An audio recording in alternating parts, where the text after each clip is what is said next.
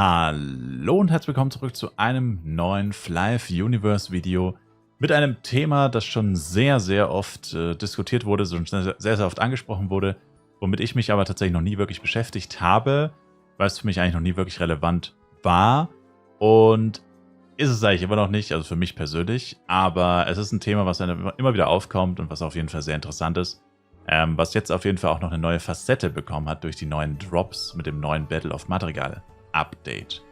Es geht darum, lohnt es sich XP-technisch, also wir reden jetzt erstmal nur von XP, das mit den Drops ist dann jetzt halt noch so ein Bonusfaktor, den man mit dazu berechnen kann oder dazu einbeziehen kann.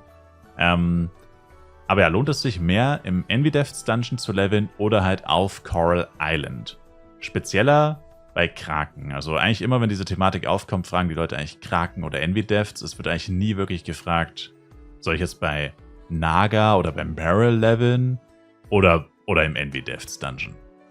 Ja, also die Frage habe ich noch nie gehört. Also wenn darüber geredet wird, dann eigentlich immer nur Kraken versus Envy.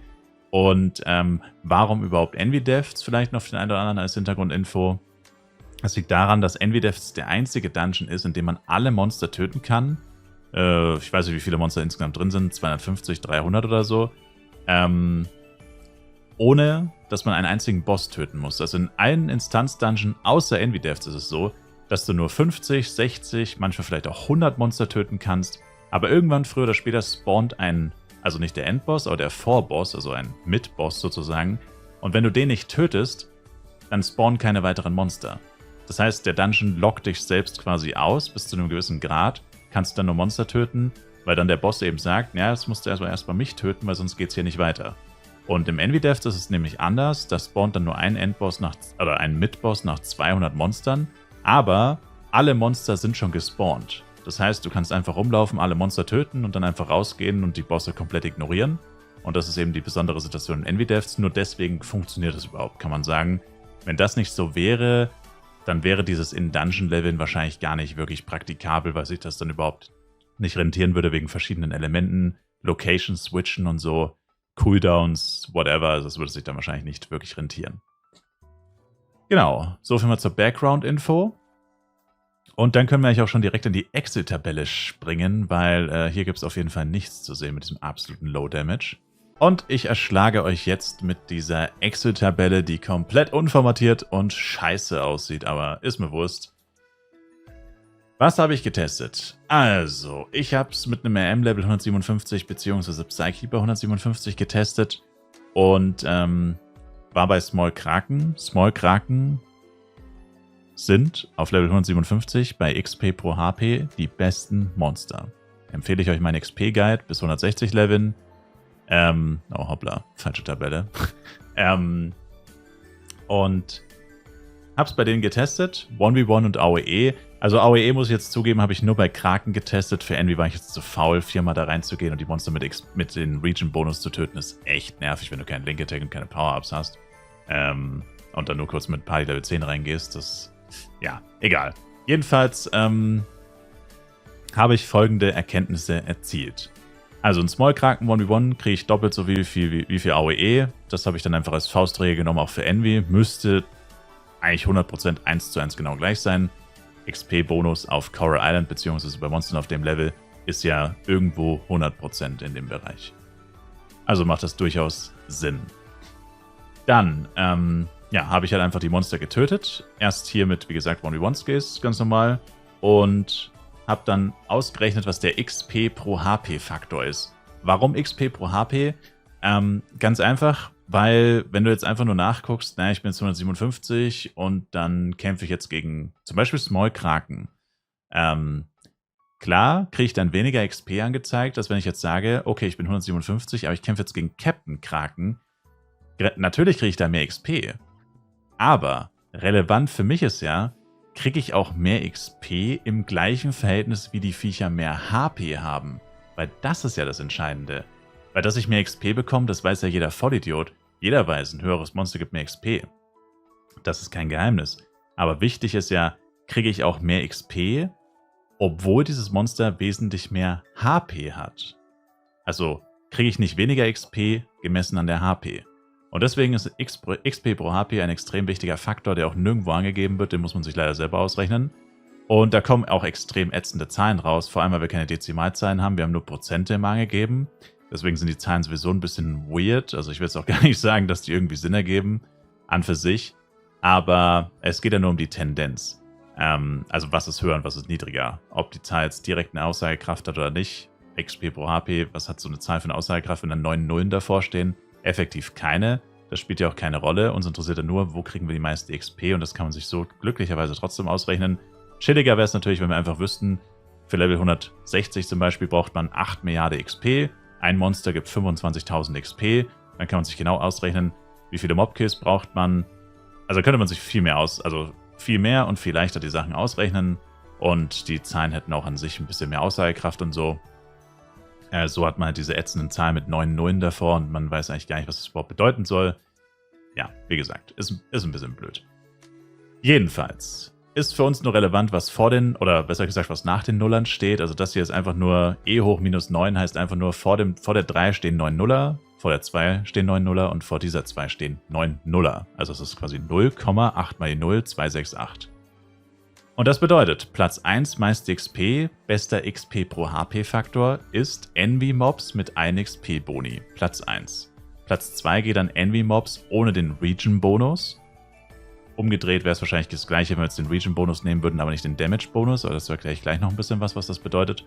Und Small Kraken sind auf Platz 3, die geben also die schlechteste XP pro HP. So, das war es jetzt aber noch nicht, weil, ich habe es ja schon gesagt, Region-Bonus hört sich ja schon mal nicht so geil an. In Envy Deaths kann man 2 XP-Boni aktivieren.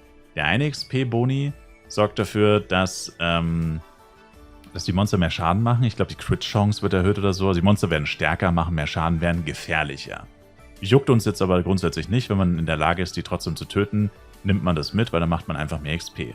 Der zweite Bonus jedoch sorgt dafür, dass die Monster alle 5 Sekunden 40.000 HP regenerieren. Das geht jetzt allerdings nur für die ersten Monster, weil ich habe es nur bei den Sharks getestet. Das könnte sein, dass bei anderen Monstern diese Regenerationsrate entweder ein kleines bisschen höher ist oder ein kleines bisschen niedriger. Es wird wahrscheinlich anhand der HP wahrscheinlich irgendwo berechnet oder so. Kann ich jetzt nicht genau sagen, ich habe es jetzt nicht so intensiv getestet, aber es ist Pi mal Daumen, alle 5 Sekunden regenerieren die 40.000 HP. Ich persönlich dachte, dass es schlimmer ist. Es ist jetzt gar nicht so heftig, also wenn man richtig gutes Equipment hat, kann man das getrost ignorieren. Aber das ist genau der springende Punkt. Also man muss schon wirklich extrem guten Schaden machen, wenn man diesen Region-Bonus mitnehmen will, weil der verändert unseren XP pro HP-Faktor und zwar dynamisch abhängig vom Equipment. Weil wenn ich jetzt zum Beispiel so ein Monster in 10 Sekunden töte, dann hat es effektiv 5.080.000 HP. Weil es wird ja in den 10 Sekunden zweimal Fooden, zweimal HP wiederherstellen, 80.000. Wenn ich jetzt aber 50 Sekunden brauche, dann sieht es schon anders aus. Dann sind es nämlich plötzlich 400.000. Dann hat das Monster plötzlich 5,4 Millionen HP, also effektiv. Und mein XP pro HP-Faktor sinkt. Der ist dann wahrscheinlich nur noch bei, keine Ahnung, 2,9 oder so. Wenn ich jetzt richtig lange für so ein Monster brauche, mal angenommen, ich brauche für einen Mob 1,5 Minuten, dann hat das Vieh fast 6 Millionen HP. Und dann wird der XP pro HP-Faktor noch weiter sinken. Und dann ist das irgendwann nicht mehr so gut. Das heißt, hier muss man auf jeden Fall aufpassen, dass man Envy mit einem Boni nicht zu krass in den Himmel lobt, weil es schon auch wirklich für Leute, die halt, wie gesagt, nicht ganz so krasses Equipment haben oder dann nicht Full Power-Up reingehen, dass das schon Probleme machen würde. Also für den Otto-Normal-User ist es wahrscheinlich besser, man nimmt nur den 1 XP-Boni und lässt den anderen besser weg. Bonus, meine ich. Aber gut, grundsätzlich ist Envy Death zu leveln sowieso nur etwas für Leute, die wirklich Power-Ups aktivieren, da wirklich All-In gehen und auch entsprechend gutes Equipment haben natürlich. Genau. Also das schon mal dazu erklärt. Das verändert unseren XP pro HP-Faktor. Und hier unten habe ich das Ganze jetzt noch veranschaulicht mit ein paar Mob-Kills. Also, dass wir ungefähr überall die gleiche XP haben. Also, um die gleiche XP bei Kraken zu bekommen wie bei 1000 Envy-Monstern, müssen wir so Pi mal Daumen 5000 Monster töten. Also 14,5 liegt hier ziemlich genau in der Mitte. Deswegen habe ich es jetzt bei einer schönen glatten Zahl wie 5000 gelassen. Envy Deaths ohne den Region-Bonus sind es 13,4 für 1000 Monster. Mit dem Region-Bonus sind es 15,9 als 1v1. Wobei ich sagen würde, AOE leveln alleine im Envy Deaths, okay, ist auch schon sportlich. Also wer darauf Lust hat, soll das machen. Aber ich glaube, das macht den meisten Leuten dann eher keinen Spaß, da alleine reinzugehen. Oder selbst wenn es zu zweit ist, ist schon ziemlich heftig. Die Viecher haben ja 5 Millionen HP, wie gesagt. Aber trotzdem zur Veranschaulichung sind auch die AOE-Daten. Ich selbst habe es jetzt aber auch nur 1v1 getestet. Aber das einfach nur zur Veranschaulichung, wie wenig man überhaupt an XP bekommt auf Level 157, schon ziemlich kacke. Und by the way, alle diese Zahlen sind mit XP-Event. Also sollte das irgendwann mal jemand nachrechnen oder so, wird euch wahrscheinlich schnell auffallen, dass ihr komplett andere Zahlen rausbekommt. Ich habe das jetzt halt leider alles am XP-Wochenende gemacht. Ging nicht anders. Ist jetzt halt einfach XP-Wochenende. Genau. Aber ist ja egal. Die Zahlen stimmen ja deswegen trotzdem. Muss halt überall die 30% wieder abziehen. Dann sind es die Zahlen, wie wenn es kein XP-Event gäbe. Genau. Jetzt dürfte euch aber noch eine Kleinigkeit auffallen, hoffentlich bei den AOE-Werten. Nämlich, dass das hier ja einzelne Monster sind. Also das hier ist ein Monster und auch das hier sind einzelne Monster. Und worauf ich jetzt hinaus will, ist ganz einfach. Naja, also ich halte es jetzt mal für relativ unwahrscheinlich als AOEler, dass wenn du in den Envy Devs Dungeon gehst, du so einen krassen Damage machst und anhand der begrenzten Mobs, die einfach dort sind. Ich meine, pro Envy Run kannst du wie viele Monster töten? 250, 300 Stück, keine Ahnung. Auf jeden Fall nicht so viele. Das heißt, wenn du da wirklich mit insane Damage reingehst und die wirklich wegfetzt, dann kannst du ja gar nicht durchleveln. Dann bist du nach, keine Ahnung, sagen wir 25, 30 Minuten fertig. Und was machst du dann? Dann musst du theoretisch offline gehen oder sonst was. Also es ist schon eher unpraktikabel, tatsächlich wirklich permanent AOE zu leveln in diesem Dungeon. Also ja, mit Ausloggen und so funktioniert das grundsätzlich schon, aber es ist trotzdem irgendwie, also kann man jetzt nicht wirklich als Leveln bezeichnen, weil da bist du halt wirklich in einem kurzen Dungeon-Run, in einem halben, wo du die Bosse nicht tötest und dann hörst du auf und gehst offline erstmal für eine halbe Stunde oder so. Ist irgendwie schon ziemlich bescheuert, kann man sagen. Und rein theoretisch, wenn man entsprechend krasses Equipment, entsprechend All-In bei Kraken geht, könnte ich mir sogar vorstellen, dass es dann trotzdem bei den Kraken besser läuft. Einfach aus dem Grund, dass du hast vor allem Elementor und Psykeeper bei den Kraken theoretisch AOEs mit 50, 60, 70 Monstern machen kannst. Die haben wirklich gute Spawns. Also Small Kraken jetzt vielleicht nicht ganz so heftig, aber vor allem bei den normalen Kraken und auch bei den Captain Kraken, da kannst du wahrscheinlich Puls ziehen, wo du locker 5-mal so viele Monster hast. Also selbst wenn du in Envy Devs 20 Monster pulst, das ist wahrscheinlich schon viel. Kannst du bei den Kraken wahrscheinlich einfach mal 45, 50, 60 Monster pullen. Und wie gesagt, wenn du richtig krasses Equipment hast, kriegst du die auch entsprechend schnell down, dass dann nichts wegläuft oder so. Und dann werden diese mickrigen Werte hier drüben doch schon nochmal ganz schön aufpoliert. Und abgesehen davon, selbst wenn du 60 Kraken tankst, ist es wahrscheinlich 1000-mal chilliger als bei den Envy-Monstern, wo auch nur ein Fehler wahrscheinlich dein Leben beenden wird. Einmal RM, stuck irgendwo, Hindernis, Disconnect, whatever, du bist insta-tot. Gut, bei einem Disconnect zugegeben, dann machst du bei Kraken auch tot. Not gonna lie, true. Also solche Sachen können bei Kraken natürlich auch passieren. Aber bei den Kraken hast du wahrscheinlich trotzdem immer noch eine kleine Verzögerung, wo du es noch bemerken kannst, wo du vielleicht noch was machen kannst.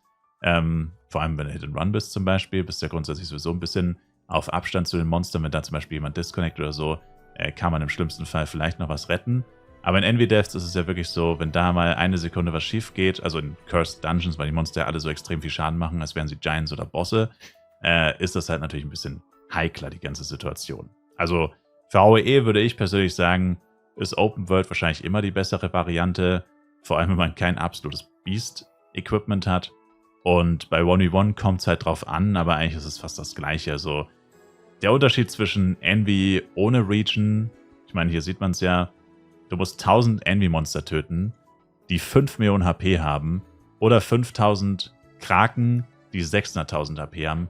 Also es kommt aufs fast Gleiche raus. Also Envy, ja, gibt mehr XP, keine Frage. Aber es ist halt auch einfach chilliger, bei den Kraken zu leveln, muss man einfach sagen. Also die Quintessenz ist quasi, je besser dein Equipment, desto mehr lohnt sich Envy Devs.